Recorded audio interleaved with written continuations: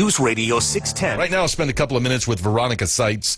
Veronica is a grief counselor, and I imagine you've been a little busy with all the bad news we've gotten out of Orlando these days, Veronica. Extremely so, yes. So how do we handle that? I mean, as someone who maybe, knows someone that was a victim, it's one thing. But as a nation, I mean, it really is a time of grief. If I'm a little removed, but it still hit me hard, what should I do? How do I handle this information? One of the things is just recognize that we are vulnerable, and there is absolutely help out there, and there is nothing wrong with asking for help. One of the things that I encourage, our military, and I'm just going to use that context because that's mostly what a lot of PTS is associated with, but it's not limited to that. Anybody in the general public that's ever had a crisis event or a traumatic event that has not been fully processed through to a place of wellness, healing, and stability for that person is really missing out on healing. I mean, a healing of the well-being, peace of mind, and being able to, just realize we don't take it in stride. We just recognize, okay, this is a significant event.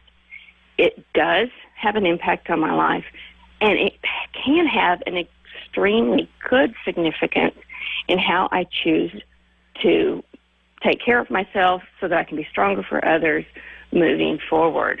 It's one of those things that we look at, professional help, but is it possible that I just need to talk it out? Like if I've got a good friend and just sit down and kind of work through it and just discuss your feelings, is that sometimes good enough? A good friend is a great listening ear. If it's a good friend, you really need to kind of know what is that good friend, what is their baggage, really, because a lot of why the nation grieves at such various levels is it's a horrific event, but so many of us have invisible wounds, things that are, emotional scars from things past, and a good friend is a great listening ear. However, a good friend, the best listening they can do is to hear for the things that indicate this may be just a little beyond their scope, such as, I can't sleep, I'm having constant nightmares, I wake up, I'm not hungry, I feel like I'm in a daze.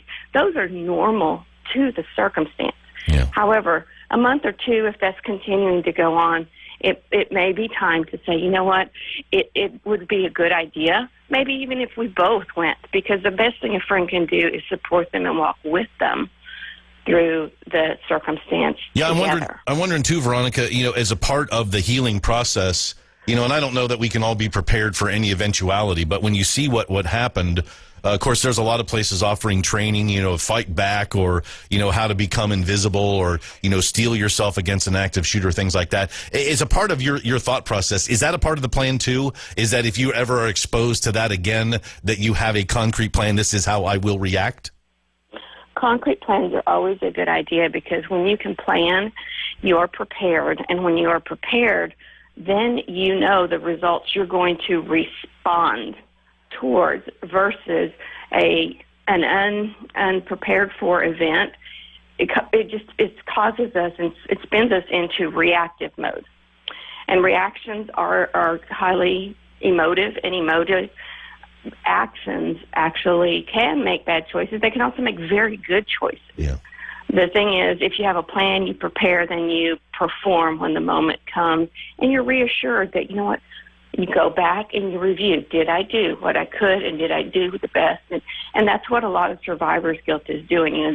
They're not sure if they did. They wish they could have. What if? And yeah, well, plan, prepare, perform is about as easy a thing to remember. So we'll just leave it right there. Veronica, I appreciate the time. Some grief counseling on News Radio 610 WTVN.